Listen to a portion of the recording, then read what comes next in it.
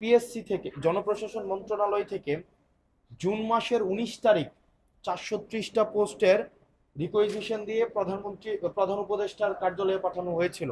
সচিবালয় থেকে প্রধান উপদেষ্টার কার্যালয় পর্যন্ত এই জায়গায় হচ্ছে ৬ মাস সময় চলে গিয়েছে। পিএসসি চায় ফাইন্যান্সিয়াল অটোনমি, পিএসসি চায় ফাংশনাল অটোনমি, আর আমরা দেখি জনপ্রশাসন মন্ত্রণালয়ের সব জায়গায় এক ধরনের গুন্ডামি। আপনারা দেখছেন যে দীর্ঘদিন ধরেই আমাদের আমাদের জুলাই অভ্যুত্থানের পাটাতনটা কিন্তু চাকরি প্রত্যাশীদের উপরে যে বৈষম্য নেমে এসেছিল সেটির উপরে ভিত্তি করে হয়েছে। কিন্তু আমরা দেখতে পেয়েছি জনপ্রশাসন মন্ত্রণালয় পিএসসির মধ্যে আমরা দেখতে পেয়েছি আজকে স্পষ্ট হয়েছে তাদের মধ্যে আসলে সমন্বয়হীনতা নেই।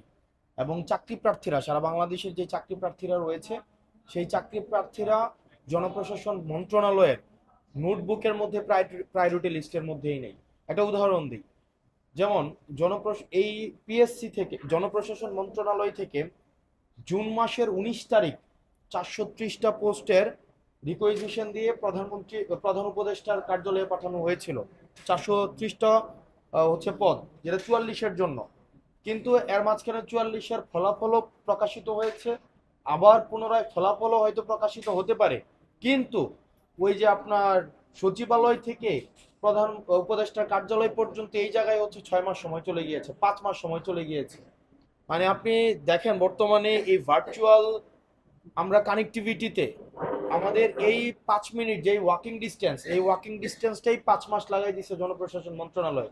দুর্ভাগ্যজনক বিষয় হচ্ছে ইতিমধ্যে ৪৪-এর ফলাফল প্রকাশিত হয়েছে, আবার পুনরায় আবার পরবর্তীতে পুনর্মূল্যায়নের ফলাফল প্রকাশিত হবে, কিন্তু এর মাঝখানে এই বিষয়টি সুরাহা হয়নি এবং এই বিষয়ে কোনো সদুত্তর আমরা বাংলাদেশ সরকারি কর্ম কমিশন থেকেও পাইনি এবং সচিবালয়ের যে জনপ্রশাসন মন্ত্রণালয় তাদের থেকেও পাবো বলে আমরা প্রত্যাশা করি না। কারণ সচিবালয়ের যে জনপ্রশাসন মন্ত্রণালয় আমাদের এই পিএসসি চায় ফাইন্যান্সিয়াল অটোনমি, পিএসসি চায় ফাংশনাল অটোনমি, আর আমরা দেখি জনপ্রশাসন মন্ত্রণালয়ের সব জায়গায় এক ধরনের গুন্ডামি।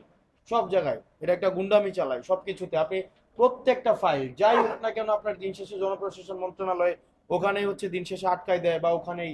তো আমাদের আসলে এই আমার মনে হয় যারা এখন বর্তমানে আমলা রয়েছেন, বর্তমানে মন্ত্রণালয়গুলো চালাচ্ছেন, তারা এই যুগের মানে বাস্তবতা আসলে তারা ধারণ করতে পারছে না বা তারা সময়কে পড়তে পারছে না।